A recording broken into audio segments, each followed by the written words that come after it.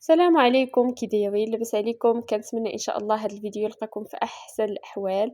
اليوم ان شاء الله غادي نحضر معكم المسمن معمر بواحد الحشوه اللي كتجي بنينه.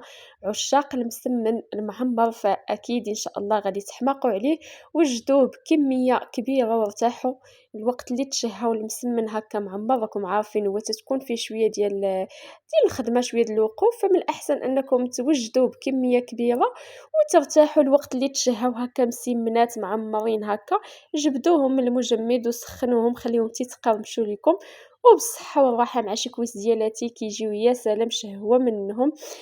ان شاء الله تجربوهم ويعجبوكم بهذه الطريقه. بسم الله. اول حاجه غادي نوجد معكم العجينه، عاد ندوزو ان شاء الله للحشوه.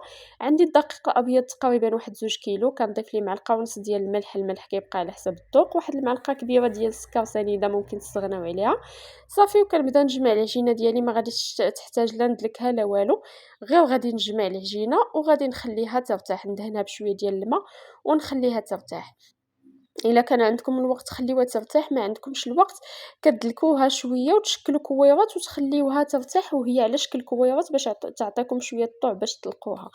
المهم انا هنايا جمعت العجينه ديالي، صراحه كنت وجدت العجينه وخليتها في الثلاجه باتت حتى الغد لي، عاد وجدت المسمن. نتوما خليوها ترتاحي واحد الساعه ولا هذا، انايا ما كانش عندي الوقت، وجدت العجينه والحشوه وخليتهم حتى الغد لي، عاد طيبت المسمن.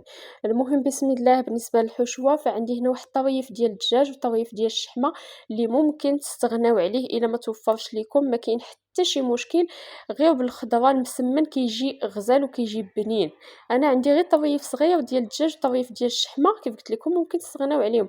عندي خيزو اي الجزر، عندي هنا الفلفله عفوا البصله الخضاريه، عندي القرعه الخضراء، عندي الدنجال الخضره. كتبقى على حساب اللي توفر لكم، ممكن ديروا غير الفلفله والفلفله الحلوه لا توفرت لكم، انا ما عنديش فما استعملتهاش. ممكن ديروا غير الفلفله والبصله، خيزو، طريف الدجاج. ممكن ديروا اللي عندكم، ما كاين حتى شي مشكل. تقللوا هاد الخضره اولا تكثروا هذه، ما كاين حتى شي مشكل. بالنسبه للدنجال كيجي زوين بزاف المسمن، والقرعه وخيزو حتى داك الخيزو كيعطي واحد الحلاوه، حتى هو كيعطي واحد النسمه زوينه بزاف الحشوه ديال المسمن. المهم كيف ما شفتوا معايا هنا كنقطع الخضره. في الاول قطعت خيزو مع طريف ديال الدجاج والشحمه وقطعتهم في الهاشوار رقاقي، من بعد كنبدا نقطع الخضره هكا في الهاشوار.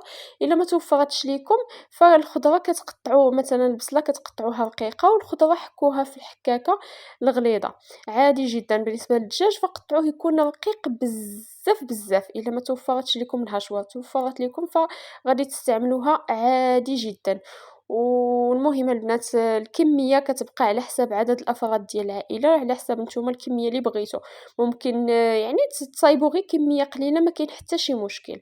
المهم انا الصراحه بحال هاد الحويجات هادو فاش كنبغي نصايب المسمن كنبغي نديرو بكميه كبيره، والوقت اللي نتشهاه هكا نجبدو من المجمد ونسخنو كيجي بحال العاد طيبتوه، ما كاين حتى شي مشكل. المهم بعد ما قطعت الخضيره ديالي كامله رقيقه كنضيف ليها زيت المائده اولا زيت الزيتون، ما كاين حتى شي مشكل بحال. كنضيف الملح، شويه د البزار السودانيه ولا الهريسه، كمون حبوب، وشويه ديال التحميره صافي، وشويه ديال الزعتر حتى هو غادي نضيفو. اما بالنسبه للقزبر والمعدنوس والزيتون اللي شفتو معايا في الاول فما غاديش نضيفهم حتى طيب لينا الحشوه. هنا ضفت شويه ديال الزعتر كيف قلت لكم. صافي. بالنسبة للحار فكيبقى على حسب الذوق، ولكن راه الحار كيعطي واحد اللذة زوينة بزاف للمسمن معمر. المهم هنايا ما طيبتش الحشوة ديالي في القاملة، حيت لا طيبتها في القاملة غادي تطلق ليا الماء، فانا غير خلطت في القاملة من بعد كبيتها في ما عرفتش شنو نسميها لكم، بحال شكل المقله اللي هي كبيرة، حيت كمية كبيرة عندي وعندي المقالي صغار فطيبت في هاد الطاوة هادي. وخليو الحشوه ديالكم حتى تقلى مزيان وتشحر مزيان حتى تبدا تلصق لكم من التحت. صافي طفيو عليها وزيدوا القزبر معدنوس مقطعين.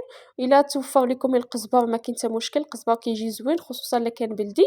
صافي الزيتون يكون مقطع رقيق. وكنقسموا الحشوه ديالنا. بالنسبه للعجينه فمن بعد ما ارتاحت كنشكلوا كويرات بالحجم اللي بغيتو تصغروهم اولا تكبروهم، المساله كتبقى اختياريه، ولكن انا الصراحه يعني هكا من الاحسن نديروهم كبار باش ما نضيعوش الوقت المهم أنا بعض المرات كنديرهم صغيورين، ولكن الأكثرية كنديرهم هكا كبار باش ما نضيّعش الوقت ونكتّر عليا الوقوف في الكوزينة اللي كانت كمية كبيرة باش نسالي بالزربة. المهم البنات، هنا خديت زيت المائدة، ضفت ليها شوية ديال التحميرة باش تعطيني داك اللون حمر، صافي. وكنبدا نطلق العجينة ديالي، كنمشيو لأول كويرة شكلناها وكنبداو نطلقوها، ونديرو الحشوة ديالنا ونديرو وحدة في قلب وحدة كيف ما كتشوفوا معايا. الطريقة راه ساهلة وواضحة في الفيديو. غنعاود معاكم، كندهنو بشوية ديال الزيت اللي فيها التحميرة وكنطلق العجينة ديالي. غتلاحظوا أن العجينة شي شوية بدات كتقطع ليا، حيت أنا الصراحة كنت عجنت العجينة بالليل ووجدت الحشوة بالليل وخليتهم حتى لغد ليه عاد فاش طيبتهم، يعني داك الشي علاش العجينة باتت بدات شوية كتقطع. نتوما إلا خليتوها غير ترتاح ما غاديش تقطع ليكم. كيف ما شفتوا معايا درت الحشوة ديالي وطويت على شكل مربع، وخديت الكرة التانية حتى هي كندهن بشوية ديال الزيت وكنطلق مزيان. ورقوا الكويرة ديالكم، ورقوها مزيان حتى تبدا تبان ليكم رخامة، باش هكا المسمن يجي مورق ويجي زوين، ما يجيش هكا معجن. كندهنو بشوية د الزيت وكندير وحدة في قلب وحدة، والطويات ديال المسمنة الأولى يكونوا لتحت. نتمنى الفكرة تكون واضحة. كيف ما كتشوفوا فاش كنطويو هاد الطويات هادو، المسمنة الأولى يكونوا لتحت باش هكا يكونوا التوريقات قد لتحت قد الفوق. غادي تشوفوا معايا الطريقة راه واضحة في الفيديو.